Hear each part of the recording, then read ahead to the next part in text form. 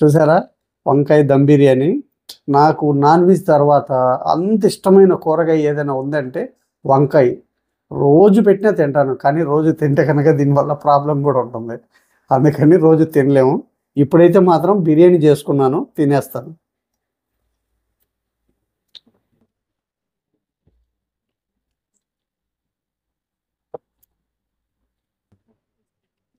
Hi అండి. ఇవాళ మన వీడియోలో వంకాయ దమ్ బిర్యానీ చేశాను. వంకాయ అంటే ఇష్టపడిన వాళ్ళు ఎవరుంటారు? కూరగాయల్లోనే రారాజండి వంకాయ. అసలు వంట రాని వాళ్ళు కూడా చేసుకునటానికి అతి సులువైన పద్ధతిలో నేను ఈ రెసిపీ చేశానండి. ఎప్పుడు నాన్ వెజ్ బిర్యానీలు ఏం తింటామండి? బోరింగ్గా లేదు. డిఫరెంట్గా ఇలాగా వెజ్ బిర్యానీలు కూడా చేసుకొని తింటే అసలు పిల్లలు కానీ పెద్దలు కానీ కమ్మగా ఉంటుంది. ఏ సీజన్లో అయినా చేసుకొని తినచ్చు వెజ్ దమ్ బిర్యానీలు కాబట్టి. నేను ఎలా చేశానో మీకు పూర్తిగా అర్థం అవ్వాలంటే వీడియోని స్కిప్ చేయకుండా చివరిదాకా చూడండి. అప్పుడు ఈ వీడియో మీకు అర్థమయ్యి మీరు చేసుకోవడానికి సులువుగా ఉంటుంది. ఈ వీడియో కనుక మీకు నచ్చితే ఒక లైక్ చేయండి. ఇంకెందుకంటే ఆలస్యం, రండి వీడియోలోకి వెళ్ళి వంకాయ దమ్ బిర్యానీ చేసేద్దాం. ఇప్పుడు మన వంకాయ బిర్యానీకి నేను ఒక 600 గ్రాముల బాస్మతి రైస్ తీసుకున్నానండి. ఇప్పుడు దీన్ని ఒక 2 సార్లు శుభ్రంగా కడిగి ఒక 2 గంటల పాటు నానబెట్టుకుందాం. ఇప్పుడు నేను ఒక 600 గ్రాములు వంకాయలు తీసుకున్నానండి. వీటిని శుభ్రంగా కడుక్కొని ఇలాగా 4 ముక్కలుగా చీల్చుకుందాం. అన్ని వంకాయలని ఇలాగే కట్ చేసుకుందాం. ఇప్పుడు వంకాయల్ని 4 ముక్కలుగా కట్ చేసుకున్నాం కదా. ఇప్పుడు ఈ వంకాయల్ని మ్యారినేట్ చేసుకుందాం. ఇప్పుడు ఇందులో ఒక టేబుల్ స్పూన్ కారం వేసుకుందాం. ఒక అర టీ స్పూను పసుపు వేసుకుందాం. ఒక టీ స్పూను సాల్ట్, 2 టీ స్పూన్ల అల్లం వెల్లుల్లి పేస్ట్ కూడా వేసుకుందాం. ఇప్పుడు ఇందులోనే ఒక టేబుల్ స్పూన్ ధనియాల పొడి, ఒక టేబుల్ స్పూన్ వేయించిన జీలకర్ర పొడి, ఒక టేబుల్ స్పూన్ గరం మసాలా. ఇప్పుడు ఒక 200 ml పెరుగు కూడా వేసుకుందాం. ఒక 10 పచ్చిమిర్చి చీలికల్ని కూడా వేసుకుందాం. అలాగే కట్ చేసిన కొద్దిగా పుదీనా, కొద్దిగా కొత్తిమీర, వీటన్నిటిని బాగా కలుపుకుందాం.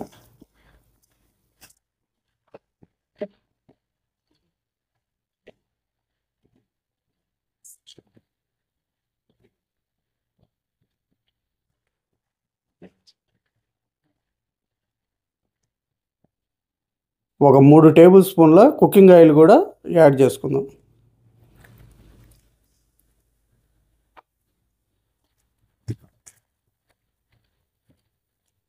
ఇప్పుడు ఇలా కలుపుకున్నాం కదా. ఈ మ్యారినేట్ చేసుకున్న వంకాయని ఒక 10 నిమిషాలు పక్కన పెట్టేద్దాం. ఇప్పుడు స్టవ్ మీద మూకుడు పెట్టుకొని ఒక 4 టేబుల్ స్పూన్లు ఆయిల్ వేసుకుందాం. నేను ఇక్కడ మనం బిర్యానీ చేస్తున్నాం కాబట్టి ఒక టేబుల్ స్పూన్ అదనంగా వేసానండి. మీకు ఆయిల్ వద్దనుకుంటే ఆ ప్లేస్లో నెయ్యి వేసుకోవచ్చు, లేదా కొద్దిగా తక్కువ తినే వాళ్ళు ఉంటే తక్కువ కూడా వేసుకొని చేసుకోవచ్చు. ఇక్కడ ఇబ్బంది ఏమీ ఉండదు. ఆయిల్ వేడైందండి. ఒక పెద్ద సైజు ఉల్లిపాయని ఇలా కట్ చేసుకున్నాం. ఈ ఉల్లిపాయ ముక్కల్ని వేసేసుకుందాం. ఈ ఉల్లిపాయల్ని బంగారు వర్ణం వచ్చేంత వరకు ఫ్రై చేసుకుందాం. ఉల్లిపాయలు చక్కగా ఫ్రై అయినాయండి. ఇప్పుడు ఇందులో ఒక టీ స్పూన్ అల్లం వెల్లుల్లి పేస్ట్ వేసుకుందాం. ఈ అల్లం వెల్లుల్లి పేస్ట్ని పచ్చివాసన పోయేంత వరకు ఫ్రై చేసుకుందాం. అల్లం వెల్లుల్లి పేస్ట్ ఫ్రై అయిందండి. ఇప్పుడు ఇందులో మనం ముందుగా మ్యారినేట్ చేసి పెట్టుకున్న ఈ వంకాయల్ని వేసేసుకుందాం.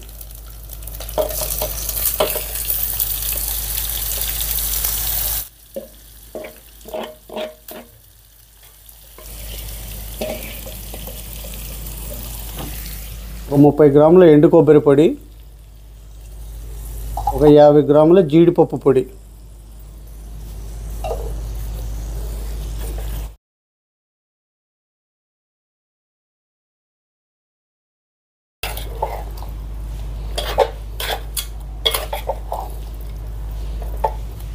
ఇలా కలుపుకున్నాం కదా.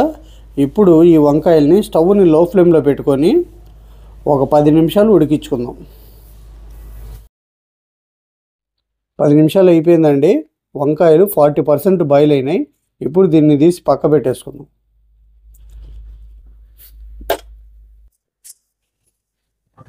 ఇప్పుడు స్టవ్ మీద వాటర్ పెట్టుకొని రా స్పైసెస్ యాలక, లవంగ, అనాస పువ్వు, పట్ట, బెరింజాకు, జాజికాయ, మరాఠీ మొగ్గ, 1 టీ స్పూన్ అల్లం వెల్లుల్లి పేస్ట్,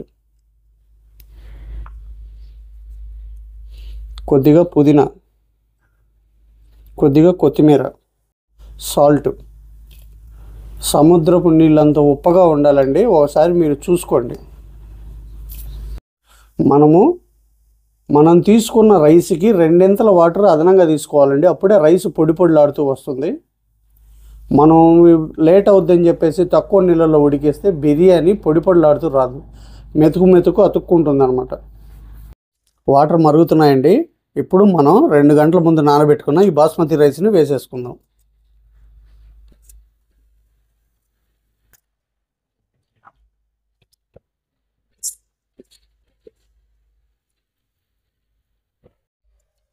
రైస్ వేసుకున్నాం కదా, ఇప్పుడు మనం వేసిన రైస్ని 80% వరకు కుక్ చేసుకుందాం. రైస్ 80% కుక్ అయిందండి. ఇప్పుడు మనం రైస్ని దమ్మేసుకుందాం.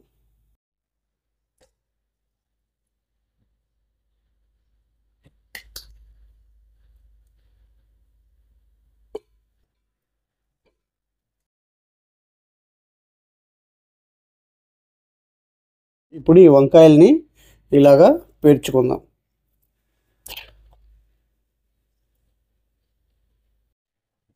ఇప్పుడు కొద్దిగా ఫ్రైడ్ ఆనియన్స్, ఇప్పుడు కొద్దిగా పుదీనా. ఇప్పుడు దీని మీద మళ్ళీ ఒక వరుస రైస్ వేసుకుందాం.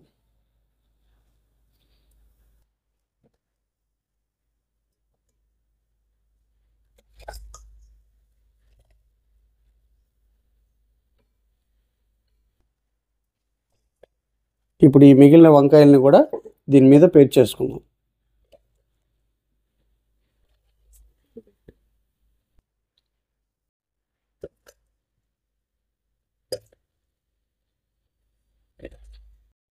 ఇప్పుడు ఇలా వంకాయలను అన్నిటిని పేర్చుకున్నాం కదా, ఇప్పుడు కొద్దిగా ఫ్రైడ్ ఆనియన్స్ కూడా వేసుకుందాం, కొద్దిగా పుదీనా కూడా వేసుకుందాం. ఇప్పుడు ఈ మిగిలిన రైస్ని పైన మొత్తం లేయర్ వేసేసుకుందాం.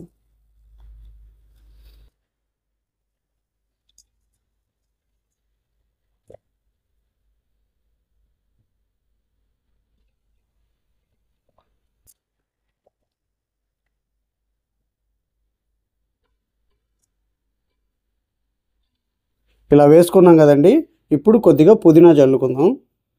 ఇప్పుడు కొత్తిమీర కూడా కొద్దిగా వేసుకుందాం.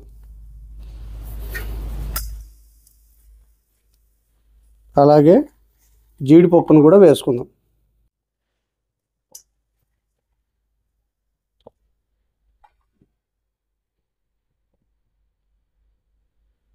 ఒక 2 టేబుల్ స్పూన్లు నెయ్యి కూడా వేసుకుందాం.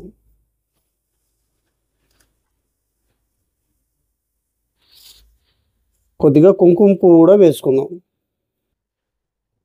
ఇప్పుడు పైన కొద్దిగా ఫ్రైడ్ ఆనియన్స్ వేసుకుందాం. ఇలా వేసుకున్నాం కదా, ఇప్పుడు మూత పెట్టి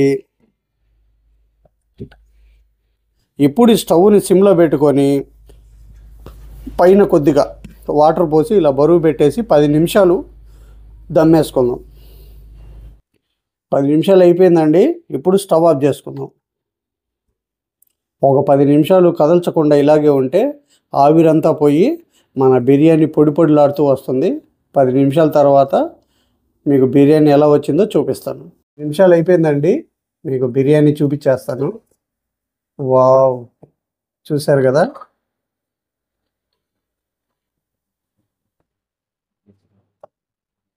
బిర్యానీ అయితే సూపర్గా వచ్చిందండి.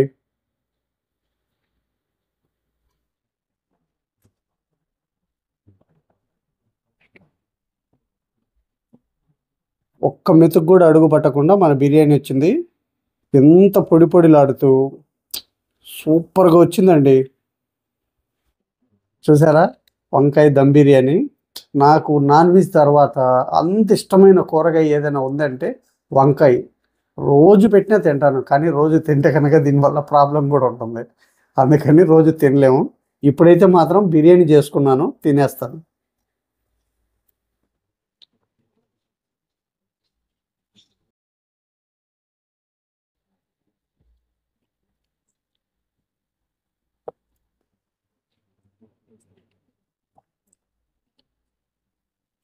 సూపర్ అంటే సూపర్ అండి. ఎంత అద్భుతంగా ఉందంటే మనం వేసిన మసాలాలు కానీ, ఇంగ్రీడియంట్స్ కానీ, ఆ రా స్పైసెస్ కానీ మొత్తం అన్నీ పర్ఫెక్ట్గా సరిపోయినాయి. మీరు కూడా నేను చేసిన పద్ధతిలో ఒకసారి చేసి అది ఎలా వచ్చిందో నా కామెంట్ సెక్షన్లో చెప్పండి. ఈ వీడియో కనుక మీకు నచ్చినట్లయితే ఒక లైక్ చేయండి, షేర్ చేయండి, మన ఛానల్ని సబ్స్క్రైబ్ చేసుకోండి. మళ్ళీ రేపు ఒక మంచి వీడియోతో మీ ముందుకు వస్తాను. Thank you all. వేడి చల్లారిపోతుందండి, ఆస్వాదిస్తూ నా చేతి వంట కదా, కమ్మగా ఆస్వాదిస్తూ ఎంజాయ్ చేస్తూ తినాలి. ఓకే.